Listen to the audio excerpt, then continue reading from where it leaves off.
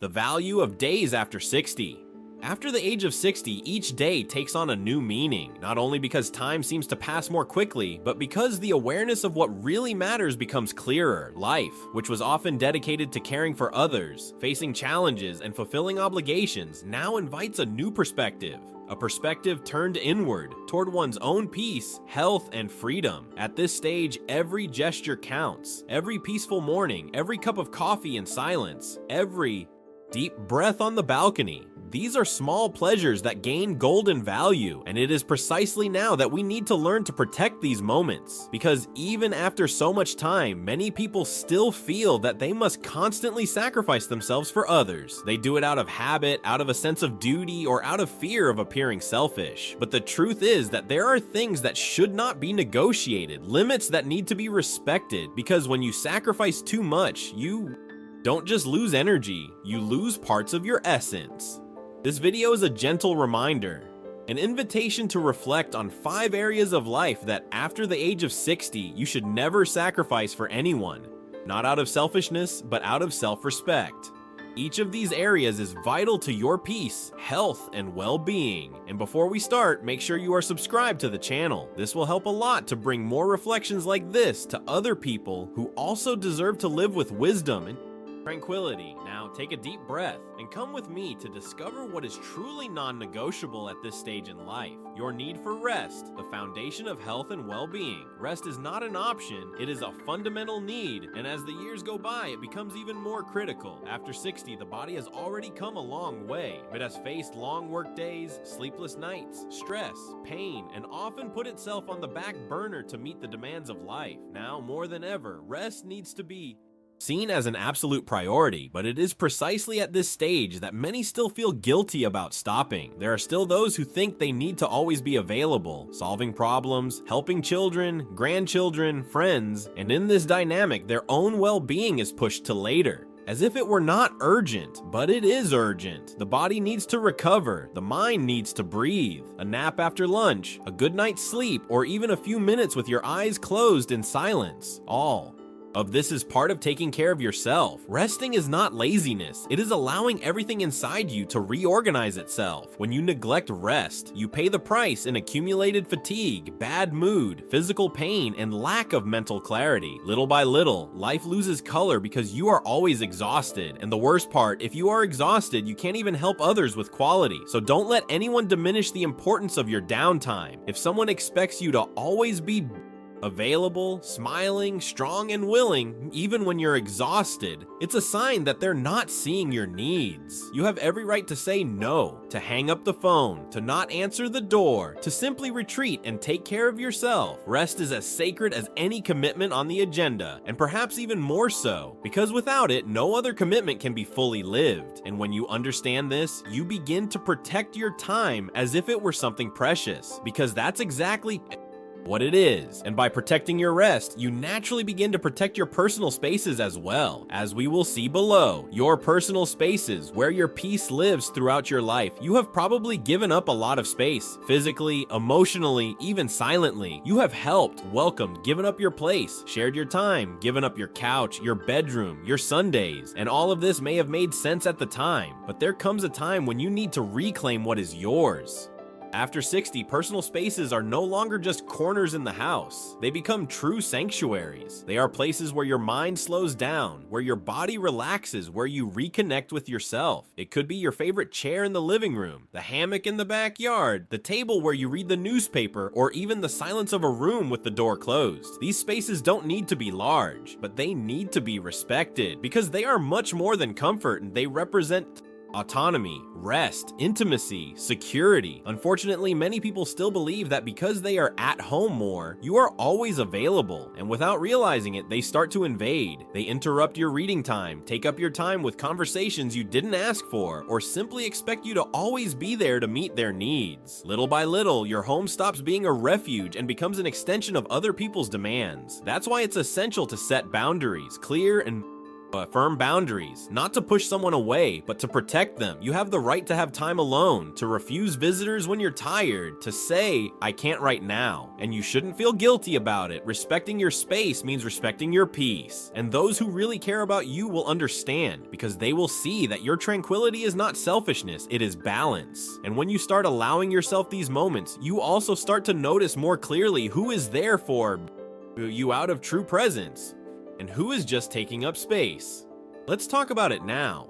Your authentic relationships, valuing who you really are as the years go by, we learn that not all company is presence, and not all bonds are affection. After 60, it becomes even more evident that what matters is not the number of people around us, but the quality of the connections we maintain. You've lived long enough to know that there are relationships that just take up space. They're the ones that drain your energy, that only get close when they need something, or that demand too much without offering anything in return. Relationships like that, no matter how old they are, don't deserve to last. At this stage in your life, it's time to choose more carefully who stays by your side. It's time to value those who listen to you attentively, who respect your silences, who celebrate your small victories without envy or comparison. These are the relationships that nourish the heart and don't drain the soul. Don't be afraid to let go. Letting go isn't about being cold. It's about being honest with yourself. It's about recognizing that some connections have already served their purpose, and that insisting on them now will only wear you out. And what's more, never sacrifice an authentic relationship to please others or keep up appearances. Having a lot of acquaintances doesn't mean you're in good company. Maturity teaches you that being alone is sometimes better than being in bad company.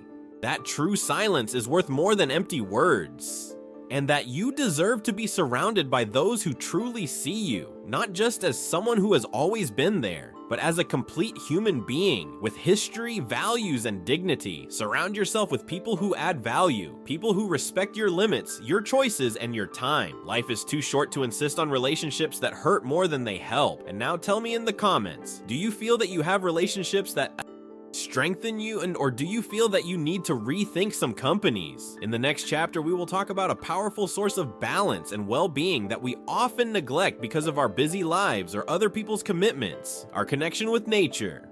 Your connection with nature, food for the soul and body. Nature has always been there. The sky, the wind, the trees, the birds. But it's funny how for most of our lives, we look without really seeing. We run around so much, we're so busy that we forget to breathe calmly, to feel the sun on our skin, to hear the sound of the leaves dancing in the wind. After 60, connecting with nature is no longer just an occasional outing. It becomes an essential source of balance. Walking in a park, watching the clouds, touching the earth with your hands, listening to a thrush sing. These are simple but deeply restorative moments. They remind you that you are alive, and more, that you are part of something bigger. Contact with the natural world has the power to calm the mind, relieve tension, reduce anxiety, and improve mood. And it's not just emotional, it's physical too. Moving your body outdoors, soaking up the morning sun, taking deep breaths of fresh air. All of these things boost your health in a natural and pleasurable way. But even so, we often put these moments aside because of the demands of others. How many times have you wanted to go for a walk, but someone asked you for help, or sat down to contemplate the landscape, only to be interrupted by a phone call or an unexpected obligation? It's time to change that. Connection with nature must be non-negotiable. It's not a luxury. It's a necessity. It's health, it's silence, it's reunion. You have the right to take some time to be outdoors, even if it's just to sit quietly and watch the sky. This time isn't a waste of time. It's an investment in your well-being. And when you begin to honor this contact, you realize that it also strengthens you from within. It reminds you of your strength, your presence, your place in the world. And this strength is also what sustains the ability to make decisions for oneself, to lead one's life with freedom and autonomy. That's what we're going to talk about now. Your right to decide. Freedom is maturity. One of the greatest achievements that comes with maturity is the freedom to choose. After 60, you've lived long enough to know what you like, what you can't stand, what makes you feel good, and what wears you out. And that's precisely why your time and decisions should be respected. But unfortunately, it's still common to see people trying to make decisions for you. They try to tell you how you should live, what you should do, who you should associate with, how you should spend your time, and even how you should think. Sometimes this interference comes with good intentions, but it can still be invasive and disrespectful. You no longer need to justify your choices. You don't need to explain why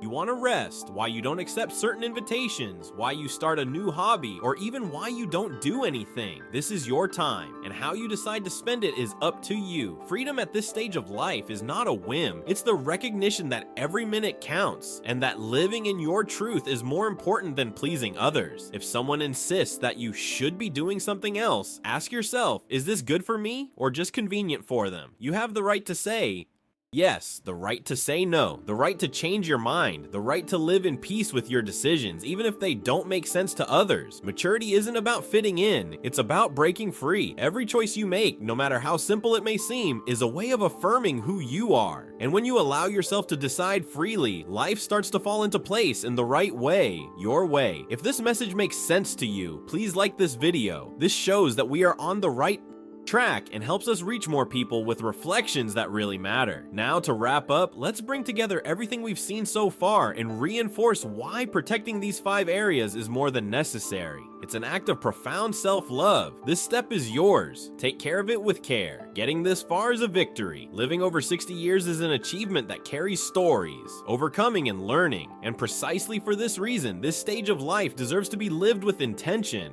lightness, and respect for oneself. Today we talk about 5 areas that should never be sacrificed by anyone. Your rest, your personal spaces, your authentic relationships, your connection with nature, and your right to decide about your own life. Each of these is a pillar. Together they support your emotional health, your autonomy, and your peace. Taking care of these areas is not selfishness. It is maturity. It is understanding that in order to offer the best to the world, you need to be whole. And being whole starts when you respect yourself. You no longer need to prove yourself, or please everyone, or accept everything in silence. Now, more than ever, it is time to protect what makes you feel good, to live truthfully, surrounded by those who value you and in harmony with what makes you feel alive. Life keeps happening, and it can be beautiful, light, and meaningful, as long as you are at the center of it as the protagonist and not as a supporting character in someone else's story. If this video touched you in any way, subscribe to the channel. Here you will find thoughtful reflections to help you live this phase with wisdom, peace, and fulfillment. Take care of yourself, protect what's yours, and remember, every day is a gift, and how you choose to live it is what